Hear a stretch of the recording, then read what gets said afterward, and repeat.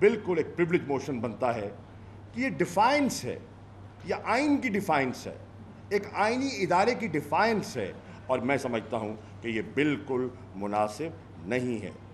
پھر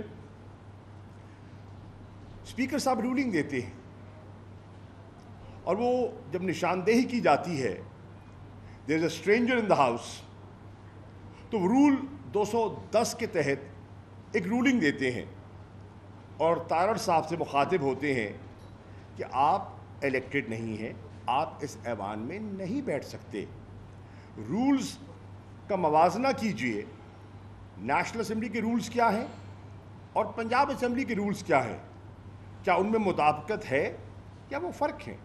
اور اگر فرق ہیں اور اسپیکر صاحب نے یہ نشاندہی کی ہے تو کیا تارڑ صاحب کو اسپیکر کی رولنگ کا احترام کرنا چاہیے تھا یا نہیں کرنا چاہیے تھا؟ یہ ایک سوال اٹھ رہا ہے۔ اور پھر جاتے ہوئے جو آبسین ایک حرکت کی ان نے، جو جیسچر کیا، کیا وہ ایک پڑھے لکھے آدمی کو زیب دیتا ہے؟ یہ بھی پنجاب کے لوگوں کو سوچنا ہے کہ یہ آج کیا ہو رہا ہے۔ طاقت کے نشے میں یہ آج جو لوگ کر رہے ہیں، یہ ایسی روایات قائم کر رہے ہیں جس کی کل کو پاسداری مشکل ہو جائے گی۔ اسپیکر کی رولنگ فائنالٹی رکھتی ہے، اسپیکر کی رولنگ کو چیلنج نہیں کیا جا سکتا، اور اگر کوئی کر رہا ہے تو اس سے پورا نظام درم برم ہو جائے گا، ایوان چل نہیں پائیں گے، قومی اسمبلی نہیں چل پائے گی، پنجاب اسمبلی نہیں چل پائے گی۔ اگر اسپیکر ہاؤس کو رولز کے مطابق ریگولیٹ کرنے کا اختیار بھی کھو دیتا ہے تو پھر یہ ایوان مچھلی بازار بن جائیں گے، اور آج لوگ جو دیکھ رہے ہیں وہ کوئی قابل رشک چیز نہیں ہے۔ یہ دنیا میں آج اس کے امیجز جا رہے ہیں، اور اس سے پاکستان کا امیج بہتر نہیں ہو رہا، پاکستان کی ڈیموکریسی کے بارے میں، پاکستان کے ڈیموکریٹک انسٹیٹیوشنز کا امیج جو ہے وہ بہتر نہیں ہو رہا، وہ متاثر ہو رہا ہے۔ میں سمجھتا ہوں کہ اس کے بارے میں بھی سنجیدگی سے غور کرنا چاہیے۔ گورنر صاحب سے میں گزارش کروں گا کہ وہ ایک ایسے اقدام کو نہ ہونے دیں جس کی قانونی اور آئینی حیثیت نہیں ہے۔ ایک سیشن ہو رہا ہے، اس کا نوٹیفیکیشن ہو چکا ہے۔ اب جو گورنر صاحب نے سیشن بلایا ہے، کیا سیکرٹری آف دی اسمبلی نے اس کو نوٹیفائی کیا ہے؟ اور اگر اس کا نوٹیفیکیشن ہی نہیں ہے تو کیا وہ لیگل تصور کیا جائے گا؟ یہ سوالات ہیں جو آج اٹھ رہے ہیں، اور میری نظر میں اس پر بڑی سنجیدگی سے غور ہونا چاہیے۔ ایسی کوئی پروویژن نہیں ہے کہ وہ جس ہر دھرمی کا مظاہرہ کر رہے ہیں وہ کریں۔ ابھی بھی میری رائے میں وہ اپنے فیصلے پہ نظر ثانی کرے۔ جو اسپیکر صاحب نے اپنی صدارت میں پنجاب اسمبلی میں اجلاس بلایا ہے، وزیر خزانہ وہاں جائیں اور اپنا بجٹ پیش کریں۔ چیف سیکرٹری آئی جی اگر آ کر جو ایڈوائزری کمیٹی میں انڈرسٹینڈنگ پائی گئی تھی، اس انڈرسٹینڈنگ کو سامنے رکھتے ہوئے اگر وہ پروسیڈ کرتے ہیں اور شورنس دیتے ہیں جو گورنمنٹ نے دی تھی، ناجائز جھوٹے من گھڑت کیسز جو بنائے گئے، ان کی واپسی کا جو کل لا منسٹر نے کمٹ کیا تھا، اگر اس کو آنر کرتے ہیں تو میں سمجھتا ہوں معاملات سدھر سکتے ہیں اور مزید بگاڑ پیدا نہیں ہوگا۔ اور اگر انہوں نے ہٹ دھرمی کا مظاہرہ کیا، ایوان اقبال میں اجلاس بلایا، ڈپٹی اسپیکر کو بھی چاہیے کہ وہ ایک خاندانی آدمی ہیں اور روایات کو سمجھتے ہیں، وہ اعلیٰ کار نہ بنے، وہ ایسی روایت نہ قائم کریں جس سے کل ان کو بھی شرمندگی ہو اور پورے ایوان کا جو تقدس ہے وہ پامال ہو۔ تو یہ چند گزارشات تھیں۔ آخری بات یہ کرنا چاہوں گا، ضمنی الیکشن ہو رہے ہیں، پورے پنجاب میں ہو رہے ہیں۔ انشاءاللہ ہم قانون کے دائرے کے اندر رہتے ہوئے سیاسی انداز میں مقابلے کرنے کا ارادہ رکھتے ہیں۔ सरकारी मशीनरी का इस्तेमाल बिल्कुल मुनासिब नहीं है। इलेक्शन कमीशन को शवाहिद दिए गए हैं कि किस तरह यहाँ इंतज़ामिया के ज़रिए लोगों को उठाकर लाहौर भेजा जा रहा है, ऐवान वज़ीर आला में पेश किए जाते हैं, वहाँ उनको तरग़ीबात दी जाती हैं, उनसे प्रॉमिसेस की जाती हैं, लालच दिया जाता है, नोटिफिकेशंस की बात की जाती है, किसी को MDA की चेयरमैनशिप ऑफ़र की जाती है, किसी को कुछ और ऑफ़र किया जाता है और वफ़ादारियाँ तब्दील करवाने की कोशिश जारी है। सियासी तौर पर आप कायल कर सकते हैं, ज़रूर करें, हर किसी का हक़ है। कोई किसी जमात का साथ देना चाहता है, ज़रूर फ़ैसला कर ले। अपनी सपोर्ट वापस लेना चाहता है, किसी और उम्मीदवार को देना चाहता है, ये उसका हक़ है। हर वोटर का, हर मोज़ेज़ का ये हक़ है कि वो अपना फ़ैसला तब्दील करे, जमहूरी तरीके से, डंडे के ज़ोर पर नहीं, लालच के ज़ोर पर नहीं। इसी तरह कोड ऑफ कॉन्डक्ट की वायलेशन हो रही है, जो डेवलपमेंट फंड्स हैं वो जारी हैं, ठेकेदारों को बुलाकर कहा जा रहा है काम बंद कर दो, काम बंद करवाए जा रहे हैं, एक वक्फा दिया जा रहा है, और वही पैसे जो तहरीक इंसाफ के बजट के हैं, जो तहरीक इंसाफ ने दिए हुए थे, उनके टेंडर हो चुके थे, वर्क ऑर्डर हो चुके थे, ठेकेदार मोबिलाइज हो चुका था, अमली तौर पर फील्ड में काम शुरू हो चुका था, उस पर तख्तियाँ अगर नून के उम्मीदवार लगाना और उसका क्लेम करने, ये मुनासिब नहीं है। आप हुकूमत में हैं, आपने फंड्स देने हैं, ज़रूर दीजिए, हमें कोई इतराज़ नहीं। हल्के की तरक्की होती है, हमें खुशी है, लेकिन 17 तारीख के बाद, क्योंकि दौरान कैंपेन इलेक्शन कमीशन कह रहा है कि ये कोड ऑफ कॉन्डक्ट की वायलेशन है। कल रिटर्निंग ऑफिसर ने सब ऑफिसर्स को, सब कैंडिडेट्स को बुलाया और उन्हें कोड ऑफ कॉन्डक्ट समझाया और बताया। समझाना काफ़ी नहीं है, उस पर अमल करवाना काफ़ी है, ज़रूरी है।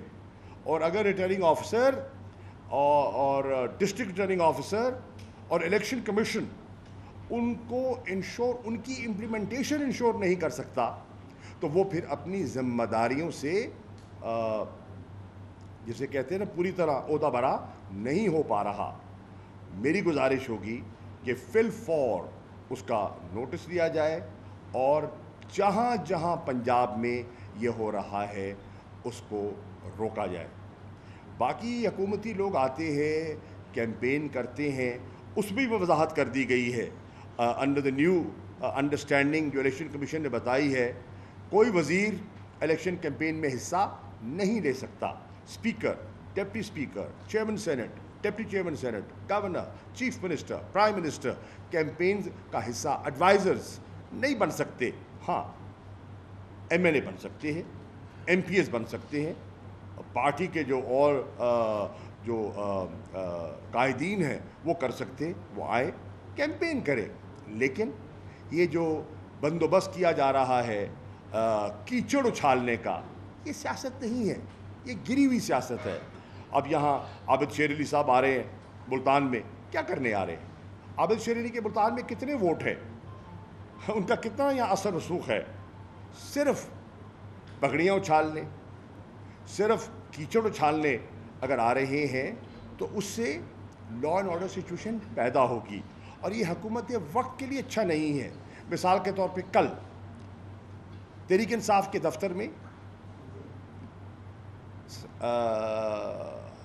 UC 51 में सादात कॉलोनी में हमला किया गया, मुस्लिम लीग नून के लोगों ने हमला किया और नुक्स अमन पैदा किया, हमारे कारकुन को एक ज़ख्मी किया गया और SHO फिर वहाँ से पहुँचे और फिर CPO ने भी मदाखलत की। ये अगर रवैया अपनाया गया तो हर जगह क्लैशेस होंगे, 14 अजला में क्लैशेस होंगे, और हुकूमत वक्त को क्लैश सूट नहीं करता। एक पुरअमन इलेक्शन करने के लिए IMF भी इस बजट से मुतमईन नहीं है, ना आवाम राज़ी, ना इनके आका राज़ी, पिस गया आम शहरी। तो ये कोई देर पा फार्मूला नहीं है, कोई काबिल अमल प्लान नहीं है। اور آپ نے دیکھا کہ ایک کچھ ٹیلی ویژن چینلز نے مفتاح اسماعیل جو وزیر خزانہ ہیں ان کے فائنانس منسٹر بننے کے پہلے کے جو ویوز ہیں اور فائنانس منسٹر بننے کے بعد کے ویوز ہیں وہ ساتھ ساتھ چلائے ہیں، اور فرق صاف ظاہر ہے کہ کس طرح انہوں نے اپنے موقف میں تبدیلی لائے ہیں. وہ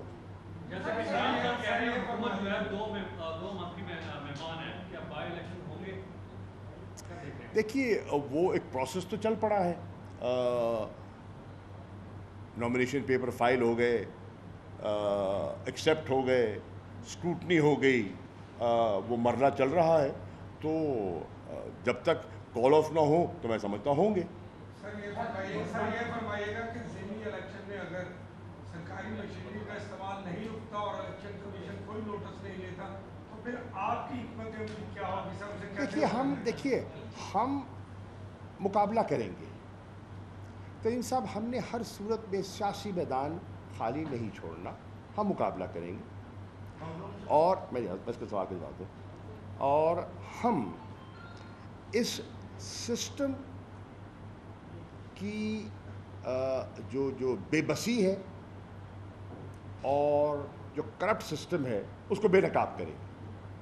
اور میں آپ کو یہ عرض کر دوں، ان 20 بائی الیکشنز پر منحصر ہے، انحصار ہے جنرل الیکشن.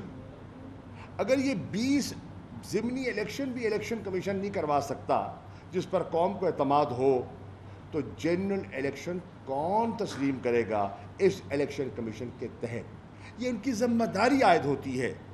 ان کی ذمہ داریوں میں بے پناہ اضافہ ہو گیا ہے کہ وہ انشور کریں، وہ بے بس دکھائی نہ دیں انتظامیہ کے سامنے اور چیف ایگزیکٹو کے سامنے. اور اس سے پورا جنرل الیکشن کا جو انوائرمنٹ ہے، جو کہ ہونا تو ہے، 2 ماہ پہلے ہو جائے گا، 2 ماہ بعد میں ہو جائے گا، جتنا حکومت کھینچ لے گی، کتنے ماہ کھینچ لے گی، ہونا تو ہے. تاخیر سے ہو جائے یا جلدی ہو جائے، یہ فرق ہے نا. الیکشن ہونا ہے.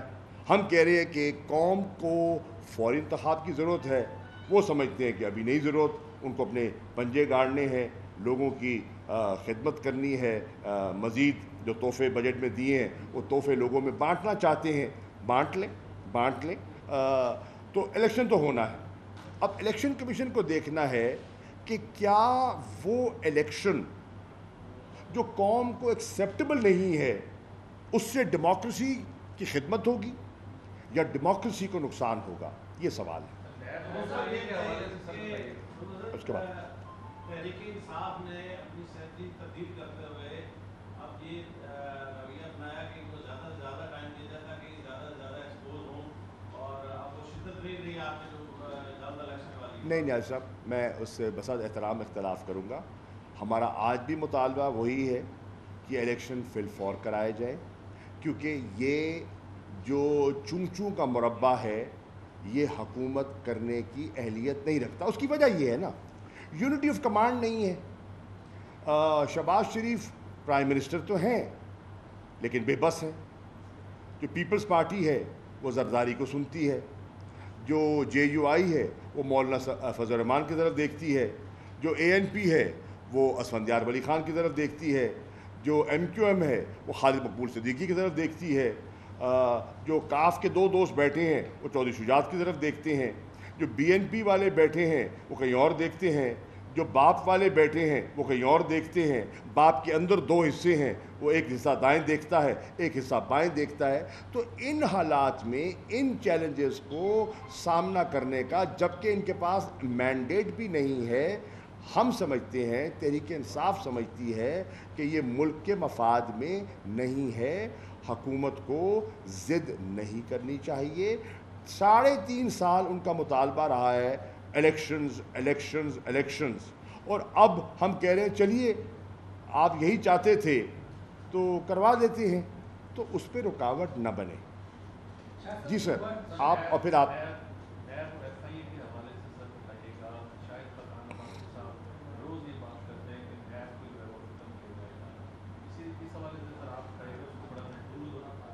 भाईजान, नैब का हुकूमत जिस एजेंडे पे आई थी उस एजेंडे को पाया तकमील पहुंचाने में उनको कामयाबी हासिल हो गई।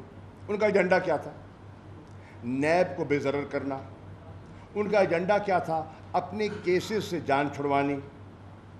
ठीक, जो नई कानून साजी की है, उस कानून साजी के बाद तो 80% केस नैब कोर्ट से मुंतकिल हो जाएंगे और कोर्ट्स की तरफ, और उनमें से जो बाकी 20% हैं उनमें से बेशतर केसेस बैक जो कहते हैं ना रिमांड या रेफ़र किए जाएंगे नैब को, तो मकसद पूरा हो गया।